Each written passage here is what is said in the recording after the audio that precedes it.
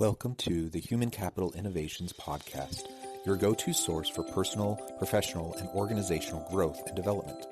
We hope you tune in often for all things people management, organizational development and change, organizational leadership, and social impact related. Maximize your personal and organizational potential with Human Capital Innovations Podcast.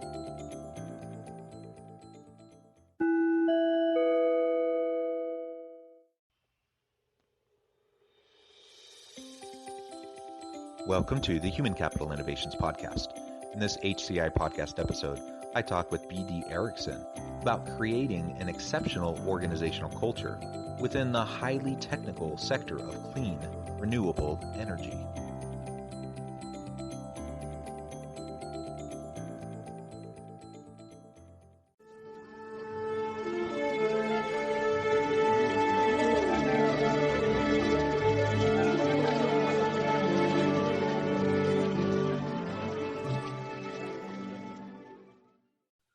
BD Erickson, welcome to the Human Capital Innovations Podcast. Thank you, Jonathan. Happy to be here.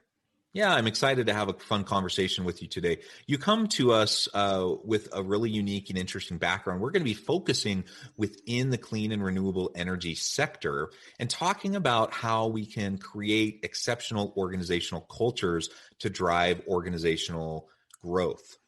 As we get started, I wanted to share BD's bio with everybody. As founder and CEO of SADC USA, BD Erickson is a proven leader and team builder, successfully navigating an ever-changing high-tech business climate. Having business and science degrees combined with Anthony Robbins Mastery University and Leadership Academy, BD is well equipped to lead his team in the highly technical sector of clean, renewable energy. Spanning 2 decades in high-pressure leadership roles, BD has been recognized multiple times for building winning teams, creating an outstanding corporate culture, and having a massive impact on company-wide growth. He is currently running the country's leading clean power tech manufacturing facility and Montana's most proficient solar company. BD possesses a proven track record of sustaining high-level team buy-in, not simply surviving, but thriving in the high-pressure environment of advanced American technology manufacturing. What a tremendous background. I haven't interviewed a lot of people from the renewable energy sector, so I'm really excited to have this conversation with you from that standpoint, but also talking about effective organizational cultures for personal and organizational growth is also a passion of mine. So I'm super excited for this conversation. Cool. I'm glad to be here. That was a mouthful, wasn't it? Sorry about that. No, it's good. Hey, anything else you would like to share with listeners by way of background or personal context? I think the bio is almost hard to listen to. There's so many big words, but the reality is just that I grew up in a green tech manufacturing family. And so as an adult in that, high pressure, green, fast moving tech manufacturing space, something I'm familiar with and I thrive in. And then in education, really from Tony Robbins served me a lot more than anything I learned at major universities. So it's the marriage of those two things, I believe, is responsible for a lot of great success that I've experienced. Wonderful, wonderful. Well, so tell us, start off by telling us a little bit about how you found yourself in the green renewable energy space. You say you grew up in that kind of an environment. What got you into it? What drove that interest and passion and really the direction of your career? It's funny, your life's path, you can take a left or a right, who your friends will be in high school, what things you'll study or be interested in work right after school or university, who you'll marry. I mean, these are the life choices, right, that create your path, and your path, of course, creates your direction, and your direction creates your destination or your destiny, right? And so a lot of things blend into that. So for us growing up, we not only had solar panels on our house in the 70s, there were solar panels that our family made in our factory in Montana. So my dad's part of the job was moving and setting up solar panel dealers, distributors, all over the Western United States. So it was very hard on me growing up. I went to 11 different schools in 12 years. Nope, I don't have a yearbook. That was a big deal back then. It's just part of the journey that passed me. I don't have a Letterman's jacket. I was great at sports, but you got to be in one place, and that wasn't part of it. So being able to take my tray into the lunchroom in 8th grade and not have any idea where I'm going to sit really puts a lump in your throat and your tummy. Hurts at the time when you get older and now you're at the barbecue or you're at the company meeting and you don't know anybody. I'm the most well-equipped guy to navigate that room in the room, just because that's been a part of my journey. Well, later, we were living in Hawaii when my wife was getting her grad degree in geology. And unfortunately, she was killed by a drunk driver. So that caused my son and I, now admittedly in a trance, to move back to Montana. When we moved back to Montana, Jonathan, we bought a house rather quickly, and it happened to be under some of the biggest power lines in our whole town. Well, within a year, my son's perfect grades are starting to slip. His perfect attendance is starting to slip. So you're starting to look, why? What's the X factor here? And was the X factor simply mom being gone? And certainly that would get anybody, right? But I found that the symptoms he was suffering with just a couple of Google searches were actually quite common to people living under high voltage power lines or in high voltage facilities. So I started to go down that road. Now, where those paths kind of converge, interestingly, is when I was in Hawaii, I was selling really high quality lighting to the Middle East, where electricity was very expensive. And so selling an expensive light bulb that saves some watts, hey, that might not have made any sense in Idaho, right, where someone's paying 4 cents a watt. But in the Middle East, where someone's paying 80 cents a kilowatt hour, there was a real market for that. And what made this light bulb so special was its high convergence of the actual watt that you buy into lumen, this particle of light that you want to fill your room. And so these two things, cosmically, organically, magically, you picked it, Jonathan, converged, where I was in the high-tech, quality, efficient lighting sector. I was living under some power lines where I had to find how that was really affecting my child and the person that I love most on the planet. And that's where the two things came together and sent me on a journey to now create a company from scratch, to hire the finest engineers that I can find when I don't have the money to pay them anything close to what they're worth, build a team, tool up, and start manufacturing a product that was 15 years ago, total pseudoscience. They think I'm wearing a foil hat, right? And here I am out the other side with the multi-million-dollar company, the finest product line of its type on the planet today, and a team that even without me here, you give me enough fellas pointed the right ways, we will build the pyramids, Jonathan. So those are that's the people that I'm surrounded with now. And I'm grateful to be here. And even though we're 10 years into it and we're successful, this is just the beginning. Truly. I mean, that's incredible. And thanks for sharing, the personal family dynamic and context. And, my condolences, to the loss of your wife and the challenges of dealing with, where you lived in Montana with the power lines. Yeah, all of that. It's funny how, life deals its hand, and then we find ourselves in certain, our it defines our path and our journey, veers, one way or another because of it. And anyways, I think it's wonderful that you found yourself, both from your personal background, but also, from the context as an adult in this space, and the willingness, as you described, it being a pseudoscience at the time when you're starting your company and trying to figure out all of this, right? The technical stuff behind doing what you want to do, and then bringing together a top-notch team of highly skilled individuals, developing a company from scratch, building the culture, all of that is a tremendous undertaking. So maybe we can start to shift gears and talk a little bit more about that now. What was your process as you have this vision, right? It's driven by a very real need in your life. So you have this passion, you have this vision, you want to have a solution to this problem that faces your son, but countless other people. You start an organization. How did you initially start to convince people that this was an idea worth, coming to be a part of, bringing in top level engineers and with technical expertise, just so you could start to change that pseudoscience into actuality? You did the best job, I think, of encapsulating my challenge and teeing it up that an interviewer has ever done. So yeah, so you're in pseudoscience and you don't have any dough, And you can't just bring in the average person. You want to bring in somebody that's really great for several reasons. So that A, you solve the problem most quickly and inexpensively, but also so that it lends credibility, because each time you're being challenged on pseudoscience, as humans, we want to look to people that have been financially successful, or people that have achieved great things, or people that have this big fancy MIT or Caltech degree. And so I said, I've got to garner these people because I don't possess any of these things, right? And so now, how do I approach this person, explain to them compellingly what I'm trying to do, ask them to join the team for deferred compensation and come to work? So a part of it is for sure that they have to believe in you. Like, even if they're not all the way there on the science, that they believe you. They believe that it's important to you, that you're not going to give up when it gets hard, that you're not going to bail halfway through, that you're worthy of following to some kind of destination. And I tell them consistently, it is we're taking a leap here, but I commit to you this: if it happens for me, it will happen for you. Nobody wants to wake up every day and lace up their work boots and go build Jonathan's dream. No. We'll help Jonathan with this dream. We love Jonathan. That's our guy. We're going to follow him. But I also want to wake up every day and build BD's dream.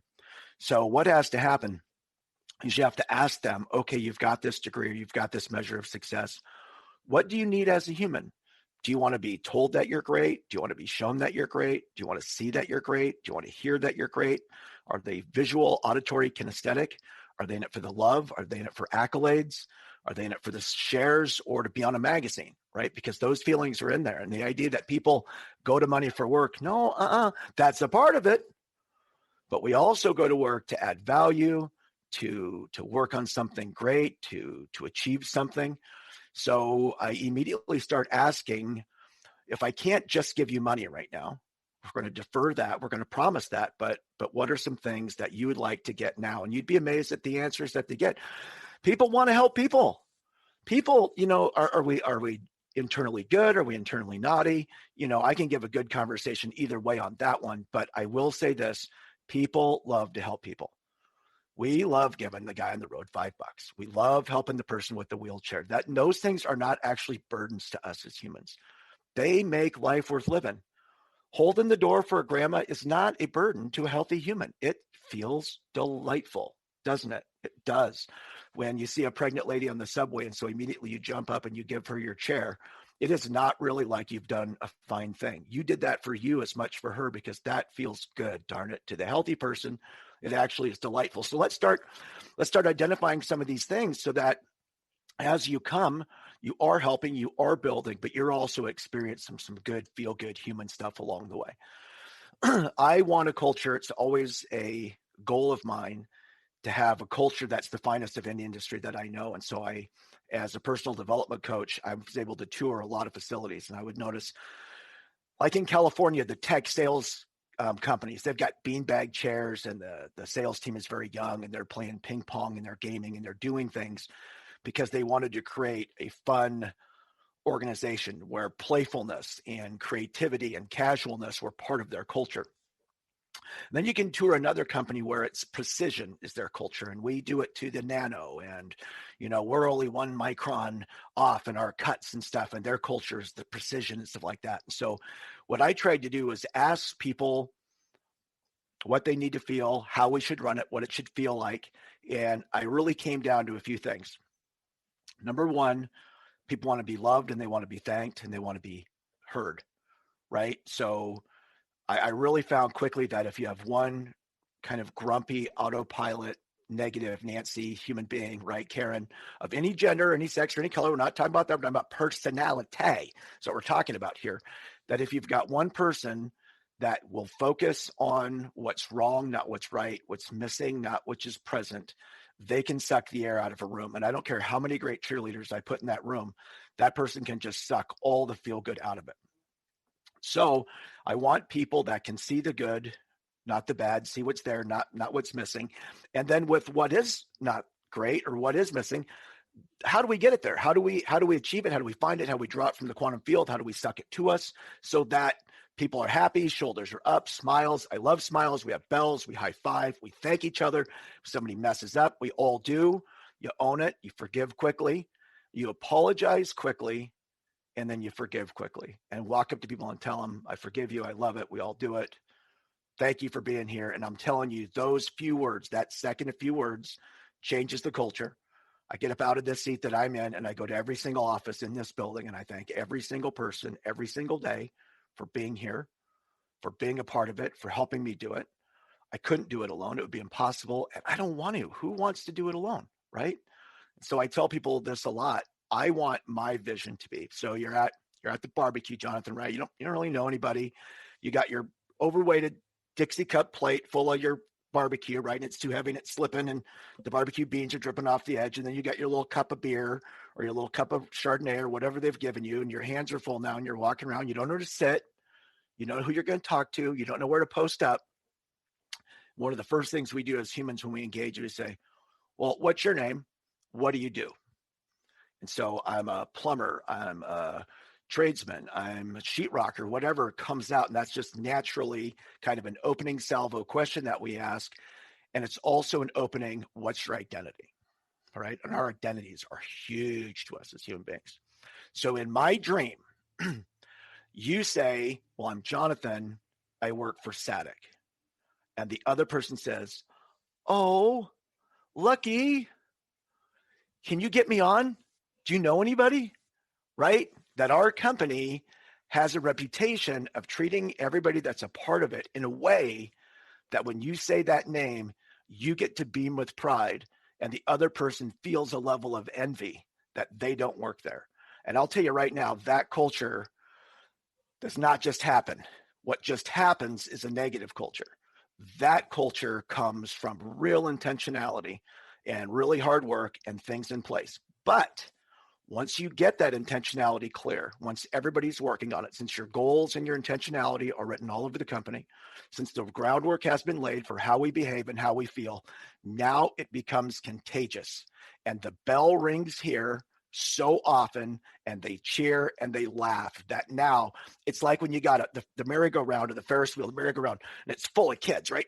You're trying to get it going. You're trying to get it going. You're pushing. But once it's going, now pumping it, now just keeping it going is very easy. So do the work in the beginning, get that thing going the way that you want to go it. And now once it's going that way and everybody's on board, then pumping it and keeping that momentum is actually quite easy.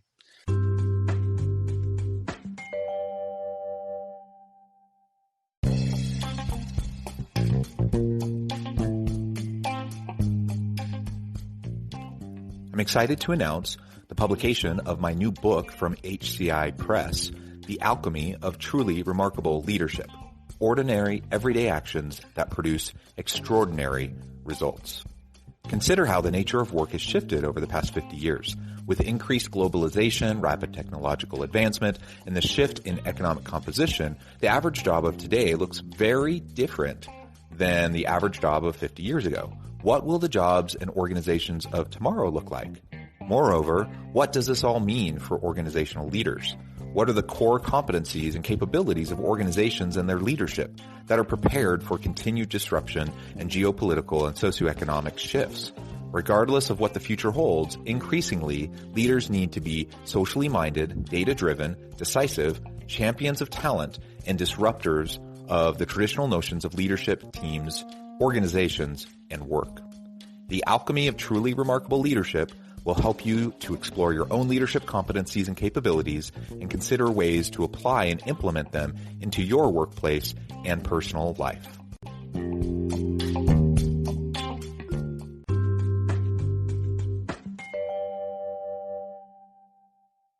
Yeah, well, and you highlighted several really important points.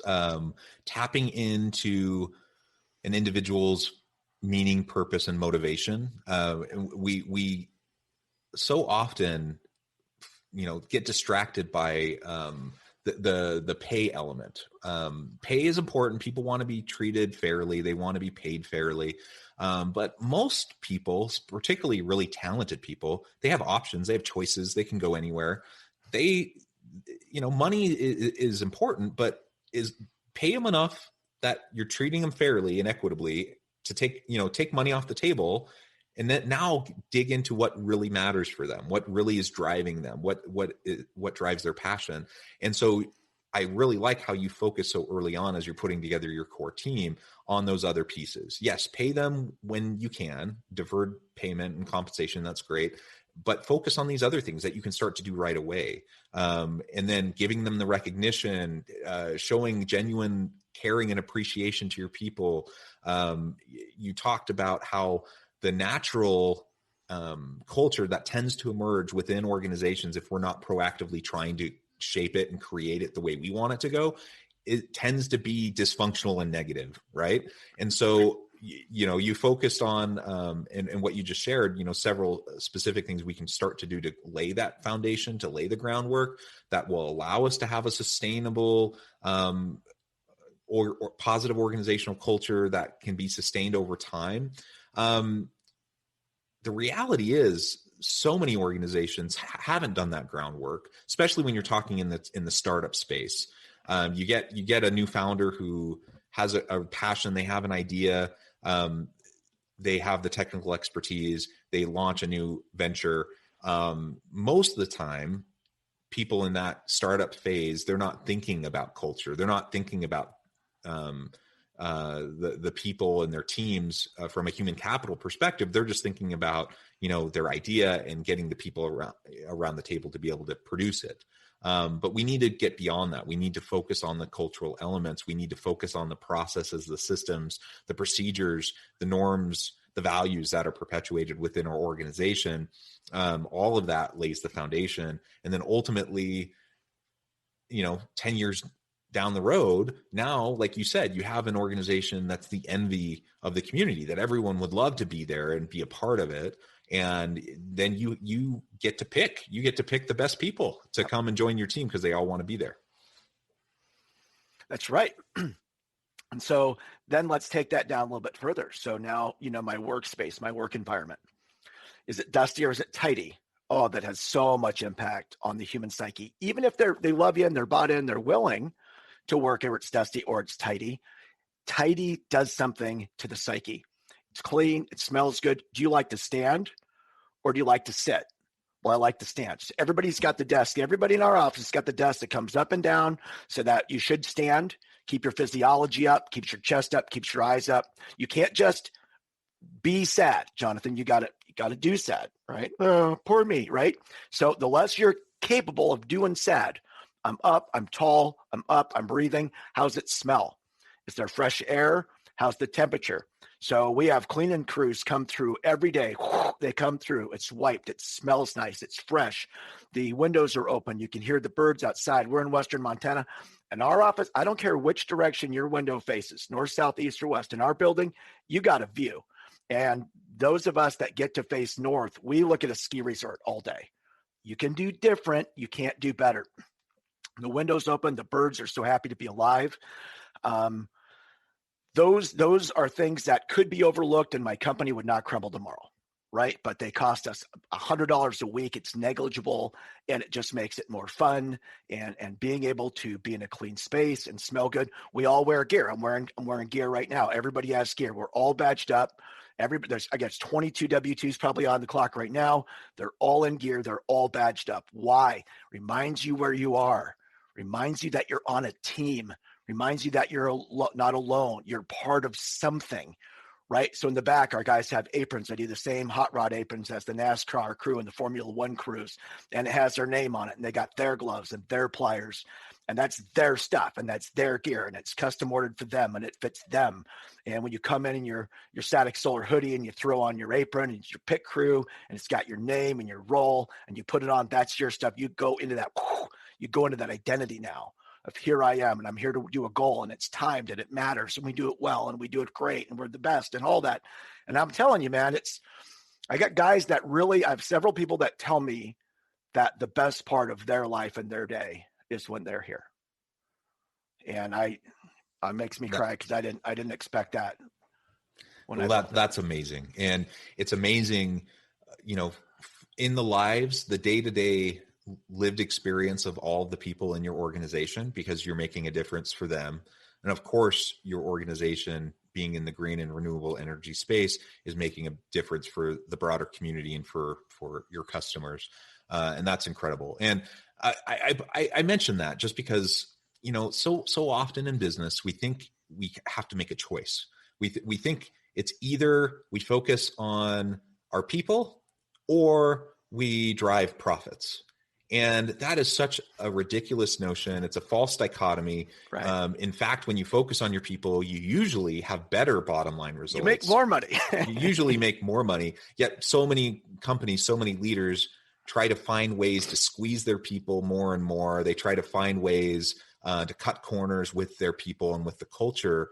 They might save in the short term, but in the long term, it really, really hurts them. It hurts the organization. It hurts your ability to attract good people, which hurts your innovation, which hurts your ability to have loyal customers and to continue selling. I mean, it's really a no-brainer. Yet, because in large part, perhaps it's because of just kind of the broader cultural dynamic in the US, at least. Other parts of the world, it's not quite this way, but we're very short-term oriented, generally speaking, and that's a problem. I think we need to focus more on long-term sustainability, whether we're talking about environmental sustainability or organizational and culture sustainability, because all of those elements are so important if we want to continue to be in business in 10 years, 20 years down the road and still bring value to the marketplace. You're exactly right. Yeah, you might make more money the first year or two, but you weren't going to make any money the first year or two anyway, right? Those are the ones where you're going backwards. Those are the years you're putting a second mortgage on your house so that you can pay everybody else to work and not you. You have to have that long-term view, because I always tell people 2 years is coming no matter what. 2 years is coming anyway, baby. 2 years is going to be here anyway.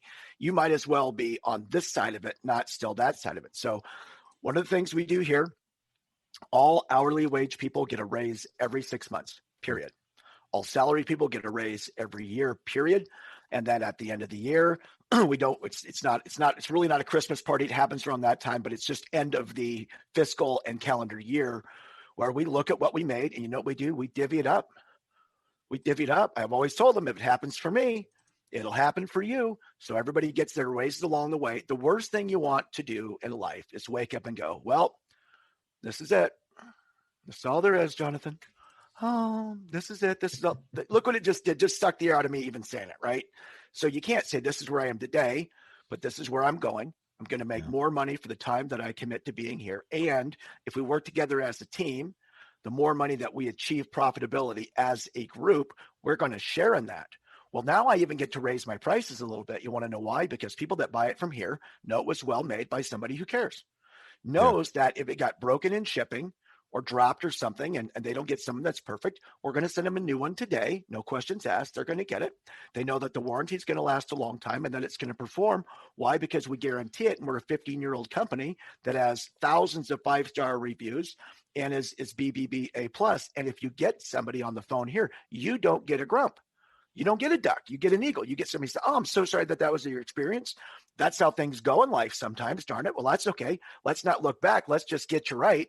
What's your address and get a new one. If you don't think you get to charge a little bit more for that experience, yes, you do. Yes, you do. And if they're grumpy and they just need to just bend your ear for a minute, then a customer wants someone that will hear them, let them get their words out, right? And then, okay, I'm sorry. Let's make it right. You get to charge $5 more for that experience. you get to. So you're right. You absolutely get to have both. Yeah.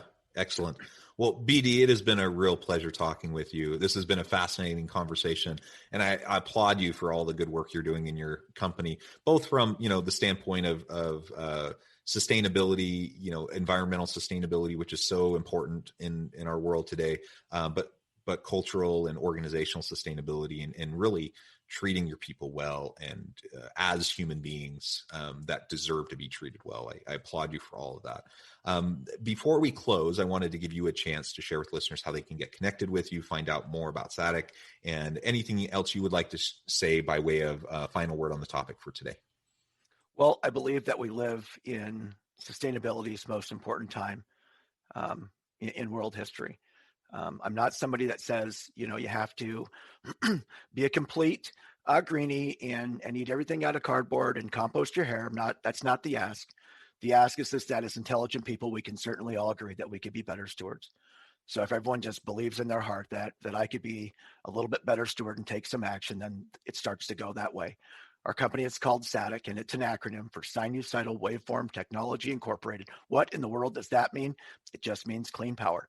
When your electricity is clean, it's better for your health, for your system, for your devices, for your wallet. Everything will run cooler, quieter, last longer. Your bill will go down. It's made in America. Our warranties and our guarantees are made and our promises are kept. You can find us on the web at SATIC, SATIC, USA.com. We love and appreciate any time you spend expanding your knowledge about clean, renewable energy.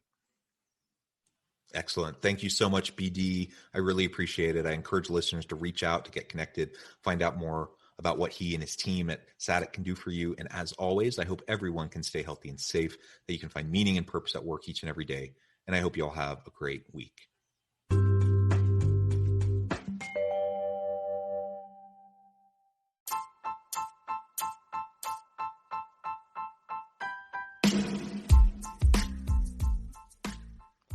We are excited about the launch of HCI's new magazine, Human Capital Leadership. Human Capital Leadership is a free, interactive e-magazine designed to help individuals, leaders, and organizations find innovative approaches to maximize their human capital potential. We will be publishing issues quarterly in August, November, February, and May. Check out the first issue and let us know what you think.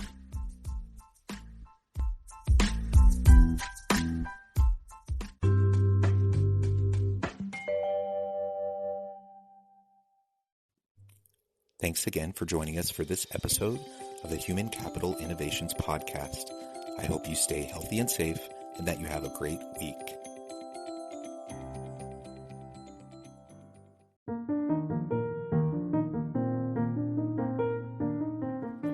Check out our new weekly LinkedIn newsletter, Alchemizing Human Capital, exploring industry trends via original research and interviews with executives and thought leaders from across the globe.